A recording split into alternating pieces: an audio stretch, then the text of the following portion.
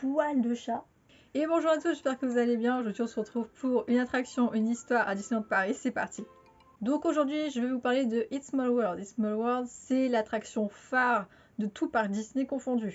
Elle a été créée en 1964 aux États-Unis. Elle a fait un tabac dès son entrée sur les parcs, avec une musique entêtante, un tour du monde en 10 minutes, et avec un message très fort, paix, amour, partage. Notre voyage commence en embarquant sur des bateaux qui vont nous faire voyager de continent en continent. Et on va commencer par le continent européen. Vous entendrez du coup la chanson qui sera chantée en allemand, en anglais, en néerlandais, en espagnol, en italien, en français. Oui, ça fait beaucoup, ça fait 6 langues en tout. Et il y a d'ailleurs que dans ce continent, vous pouvez entendre le plus de langues chantées. Faut le savoir. Et on continue du coup notre parcours sur le continent d'Asie, où là la musique sera chantée par contre en japonais et en anglais. Alors, pour japonais, il faut vraiment se concentrer parce que... Ou alors, j'ai vraiment pas reconnu japonais. Moi qui adore les mangas. Et on continue vers l'Afrique où le rythme par contre sera basé sur les percussions des tam-tams. Mais la musique sera toujours chantée en anglais. Puis après, on se dirige vers l'Océanie, Australie, où là, la musique sera toujours chantée en anglais. Et on va poursuivre après par la forêt tropicale, où là, par contre, ça va être un petit peu différent du reste. Ah, j'ai vraiment un poil, ça me gêne. Ah, j'en peux plus. Ah.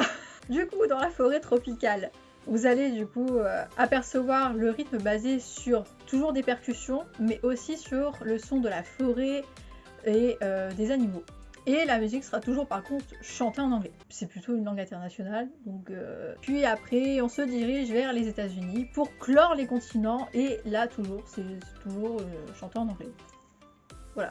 Et le bouquet final. Le bouquet final, c'est une salle qui est très très belle. Tout le monde est habillé en blanc. Tous les continents sont représentés de la même couleur. Et tout le monde chante l'hymne It's a Small World en anglais. Après, s'il y a eu des modifications entre temps, je suis pas au courant. Maintenant, ce qu'il faut savoir, c'est que dans chaque langue, le texte est différent. Il n'y a que la mélodie, par contre, qui reste en commun. Le but de cette attraction est de montrer le plus de nationalités dans une salle. Enfin, une salle en France, dans d'autres parcs, c'est représenté en plusieurs salles. Donc, ce qu'on veut montrer, c'est supprimer les ethnies, supprimer la sexualité, les différences. On veut montrer que tout le monde est égaux. Toutes les poupées sont pareilles.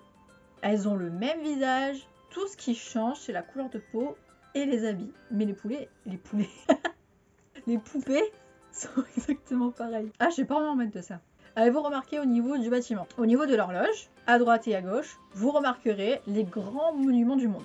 Petit plus, tous les quarts d'heure, l'horloge sonne et vous verrez du coup des personnages en sortir.